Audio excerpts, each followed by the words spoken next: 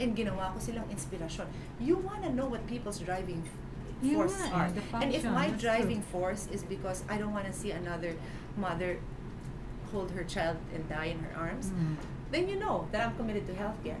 If Manny Villar wants to provide healthcare for everyone so that their brothers and their sons don't have to die, what is so embarrassing about that?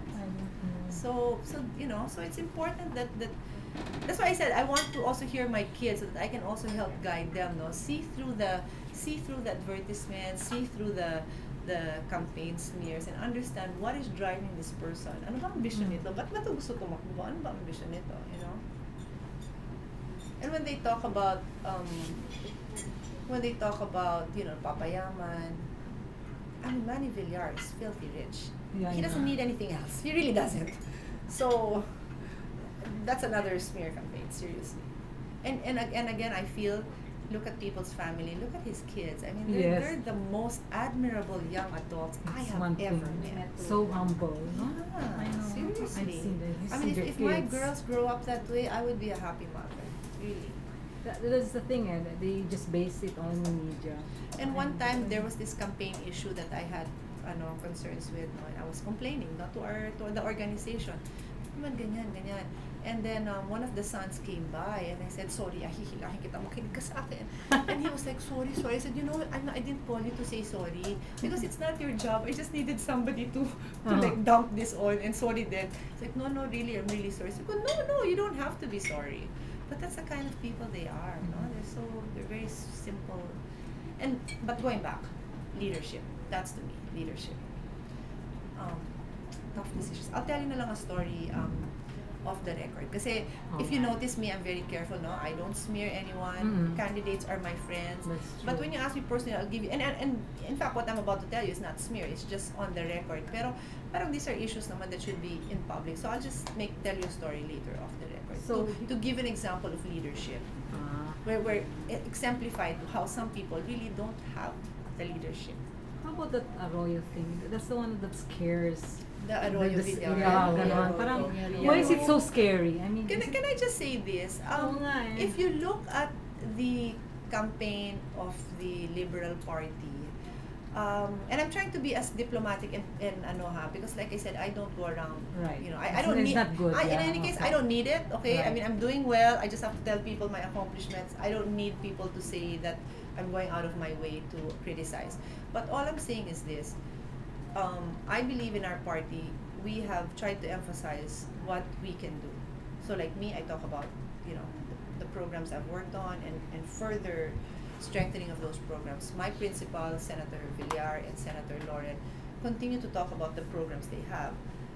It is my limited view only because I don't have that much time to read, but what I have seen is that the other party simply criticizes our principal without as much substance on what the programs and platforms are. So one after the other, Corrupt, Villaroyo, I'm like, where did that come from? In fact, Manny Villar was one of, if you look at the history, he's been very outspoken in criticizing the Arroyo administration. It was under his Senate presidency that my brother Alan was the chairperson of the Blue Ribbon Committee and came up with all those exposés, ZTE, fertilizer scam. If Manny Villar wanted to stop that, he would have stopped it if his links with Jeremy were that strong. So this is unfounded, no basis for this link between Villar and Arroyo. And I know that from personal. I mean, if I find out later on, I'll be happy to tell you because it's none. In fact, Alan, my brother, is the Secretary General of Nationalista.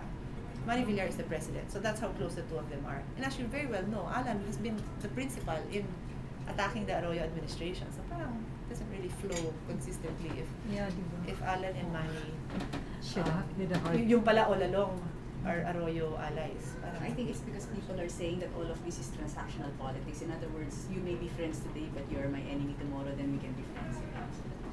I guess that's where it's coming from.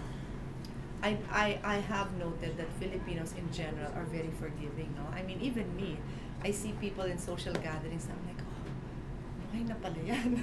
And he's like now mingling with ganyan. I mean, even me. I mean, I'm also like a social outcast when it comes to politics sometimes because I'm really a stay-at-home mom, seriously. But that's not a Villarroyo. That's not a that is not specific to Villar and Arroyo. I mean, it is very possible that people are cordial to each other, and I think that's only proper. I mean, when I see the president, I mean, I have criticized her for many things. I still go up and say good afternoon, ma'am. I mean, what am I supposed to do? Yeah. You have to be civil. Now, whether they have ties together, I don't think that will happen anymore. But I've been to so many religious gatherings, no, and let me just say, because as an elected public official running for re-election, all of these people are my constituents, regardless of religious affiliation. So I'm invited to one, I go, and I'm happy to get their support regardless of their religious affiliations. And I'm happy to say, that ang maganda sa most of those that I've been to, they're so positive and they're so, the focus has always been reunification, parang after this election, positive. Kasi I don't think we gain anything by constantly harping on the negative. I mean, by all means, make people accountable. You stole something, put you in jail. But that's simple, just make the judiciary system work. You don't have to use your time name calling, no? There's an investigation, submit it to the ombudsman, let the ombudsman do their job, and within a reasonable amount of time, come up with your findings and apprehend people. I mean, if the next government, and I certainly expect Manny Villar to be like that, then we can move forward, diba? If you put the drug lords in jail, if you put those who stole money in jail, I think people will have respect for whoever the next president is. So it looks like the way out for those on the top who are into the corruption. Oh, but I'm sure those who are guilty will always be looking for padrinos.